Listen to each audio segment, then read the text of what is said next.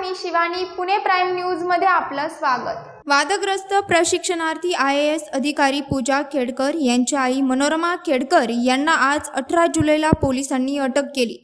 यानंतर न्यायालयाने आता मनोरमा खेडकर यांना 20 जुलैपर्यंत पोलीस कोठडी सुनावली आहे। पुणे पोलिसांनी 5 दिवसांच्या पोलीस कोठडीची मागणी केली होती।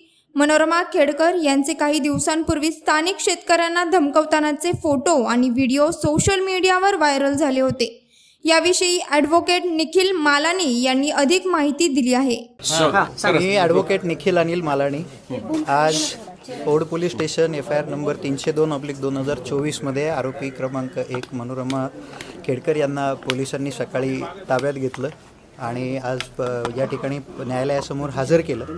त्यामध्ये पोलिसांनी 5 दिवसाची PC मागितली जेणेकरून त्यांना बाकीच्या ज्या काही रिकव्हरीज आहेत त्या त्यांना करता येतील। काल अचानकपणे त्यांनी त्याच्यामध्ये IPC सेक्शन 307 ॲड केला। तर दोन्ही बाजूचं जे आर्ग्युमेंट झालं ते कन्सिडर करून न्यायालयाने त्यांना 2 दिवसाची PC दिलेली आहे। 20 तारखेपर्यंत त्यांना पोलीस कस्टडी आहे। 20 तारखेनंतर पुढचं नेमकं काय आर्ग्युमेंट झालं दोन्ही बाजूंनी कोणतं?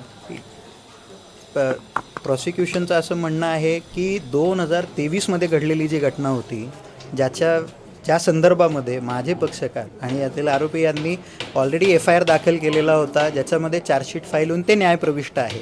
तर 13 महिन्याच्या डिलेनंतर जेव्हा एक व्हिडिओ सोशल मीडियामध्ये व्हायरल झाला आणि त्यानंतर तो अनेकांपर्यंत पोहोचला, त्यानंतर ह्यातील जे कंप्लेनंट आहेत त्यांनी पोलिसांसमोर येऊन तक्रार दिली, त्याचा गुन्हा दाखल झाला।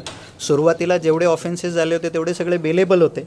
त्यानंतर एक सप्लिमेंटरी स्टेटमेंट घेण्यात आलं आणि त्याच्यानुसार 307 ॲड करण्यात आलं आणि त्यानुसार पुढील कारवाई झाली। आणि बेलेबल सेक्शन आहेत त्याच्यामुळे त्यांना अटक करणं तेवढं शक्य नव्हतं। पण त्यानंतर आम्ही तीच बाजू मांडली की ज्या पद्धतीनं हे सगळं करण्यात आलं it is an afterthought. 13 महिन्यानंतर जर एखाद्या प्रकरणावर FIR जर होत असेल आणि ज्यांनी तक्रार दिली त्याच्यावर ऑलरेडी यातील आरोपींनीच गुन्हा दाखल केलेला असेल आणि ते प्रकरण न्यायप्रविष्ट असेल ज्याच्यामध्ये चार्जशीट फाईल झालेली आहे, तर it is absolutely an afterthought. आणि जी काही बाकीची परिस्थिती या ठिकाणी होती आहे तर त्याचं कदाचित एक ॲडव्हान्टेज किंवा डिसॲडव्हान्टेज रादर घेण्याचा प्रयत्न यातले तक्रारदार करत आहेत।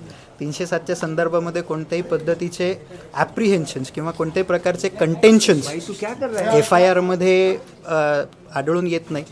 त्यामुळे तरीसुद्धा जी काही रिकव्हरी पोलिसांनी मागितली आहे, पोलिसांना आणि प्रॉसिक्युशनला योग्य संधी मिळाली पाहिजे म्हणून न्यायालयाने 2 दिवसाची पोलीस कस्टडी त्यांना दिली। That is to be decided later on. त्यासाठी पक्षकारांची बोलून आम्ही ते ठरवू पुढची लाईन ऑफ अगोदरची कलम जर सगळी बेलेबल होती मग 307 लावल्या माहिती नॉन बेलेबल आहे, मग ते इथं तुम्ही त्याचं प्रॉपर जर हे केलं असतं तर उडवता आलं असतं। कलम उडवण्याकरता म्हणजे कलम जी वाढ झालेली आहे ती कमी करण्याकरता हे न्यायालय योग्य नाही। त्याच्यासाठी योग्य त्या न्यायालयात आम्ही नक्कीच जाऊ। पण कोर्टाची जी आजची रिमांड ऑर्डर आहे त्याच्यामध्ये स्पेसिफिक ऑब्झर्वेशन आहे बाय दिस ऑनरेबल कोर्ट की त्याच्यामध्ये कोणतेही स्पेसिफिक ॲलिगेशन 307 अट्रॅक्ट होण्याकरता दिसून येत नाही।